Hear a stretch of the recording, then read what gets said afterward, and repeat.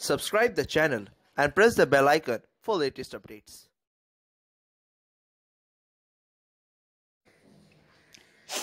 ক্যালকাটা ইউনিভার্সিটির philosophy honours নিয়ে যারা পড়ছো সেমিস্টার 1-এ তোমরা জানো যে তোমাদের ডিসেম্বর কি জানুয়ারি মাসেই তোমাদের ফাইনাল পরীক্ষা হবে।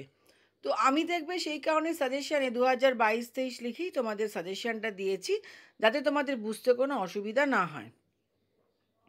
সেমিস্টার 1-এর অনার্সের যে সিলেবাস রয়েছে সেই সিলেবাস নিশ্চয়ই তোমরা এতদিনে দেখেছো, দেওয়াই আছে। যদি কেউ না দেখো বা খুঁজে না পাও ডেসক্রিপশানে লিঙ্ক দেওয়া থাকবে, ওখান থেকে দেখে নিও।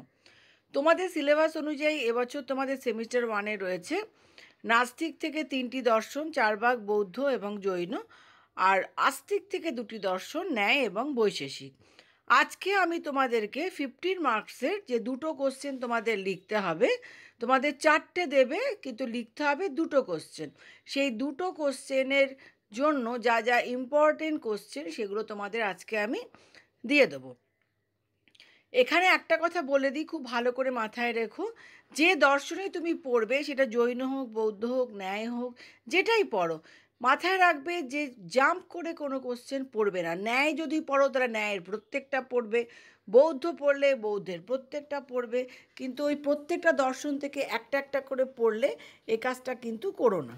তাহলে তোমাদের আজকে যে সেমিস্টার 1-এর যে সাজেশান আমি দেবো বলেছি, চলো এখন সেই সাজেশানটা দেখে নেওয়া যাক। তাহলে সেমিস্টার 1 cc1-এ যে কোশ্চেনগুলো তোমাদের আজকে দেব বলেছিলাম সেই কোশ্চেনগুলো এখন তোমরা দেখে নাও।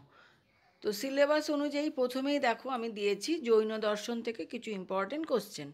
1 নম্বরই রয়েছে স্যাদ বলতে কি বোঝায়, জৈনদের সপ্তভঙ্গি নয় ব্যাখ্যা করো। স্যাদবাদ কি এক প্রকার সংশয়বাদ, আলোচনা করো। নাম্বার 2-তে রয়েছে জৈন অনেকান্তবাদ ব্যাখ্যা ও বিচার করো। নাম্বার 3-তে হচ্ছে জৈন মতে জীব কাকে বলে, কিভাবে তারা জীবের অস্তিত্ব প্রমাণ করেন, জীব যদি দেহে সমব্যাপক হয় তাহলে তা কিভাবে নিত্য হয়। তো এখানে দেখো জৈনদের ওপরে আমি 3টে কোশ্চেনই দিয়েছি। এবার আমি বৌদ্ধ দর্শন নিয়ে আলোচনা করব।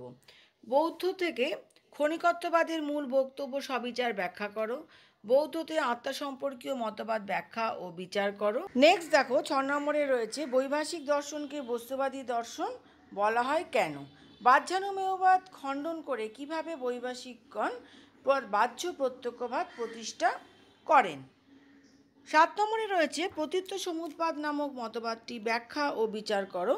বৌদ্ধ দর্শনে এই সিদ্ধান্তের গুরুত্ব নির্দেশ করো।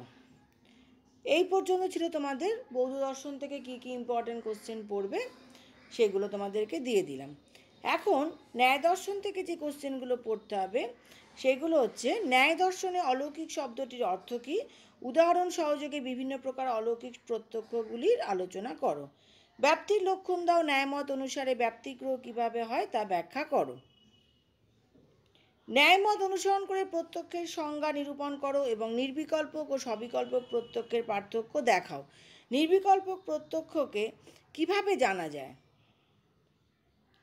সন্নিকর্ষ কাকে বলে, ন্যায়মত অনুসারে বিভিন্ন প্রকার লৌকিক সন্নিকর্ষ উদাহরণ সহযোগে ব্যাখ্যা করো।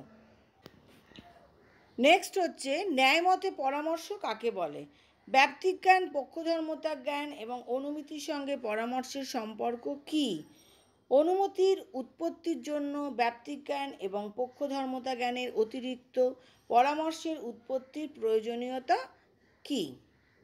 ন্যায় থেকে যে কোশ্চেনগুলো দিলাম সেই কোশ্চেনগুলোকে তোমরা খুব ভালোভাবে পড়বে। নেক্সট দেখো তোমাদের বৈশেষিক দর্শন।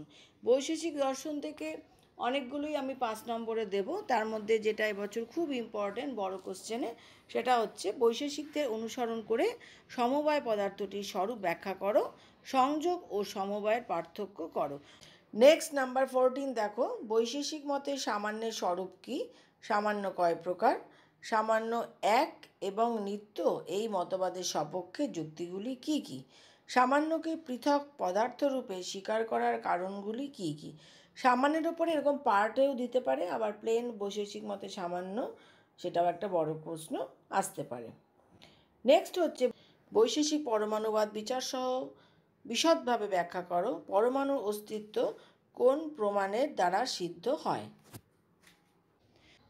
তো তোমরা যারা নতুন চ্যানেলে এসেছো, আগে ছিলে না, তারা তোমরা অবশ্যই খেয়াল রেখো, তার কারণ আমি খুব শীঘ্রই cc2 এবং cc1 এবং cc2 এর 5 নম্বরের কোশ্চেন খুব শীঘ্রই তোমাদেরকে দেব। ততদিন তোমরা cc1 থেকে যে কোশ্চেনগুলো আমি দিলাম সেগুলোকে তোমরা রেডি করো।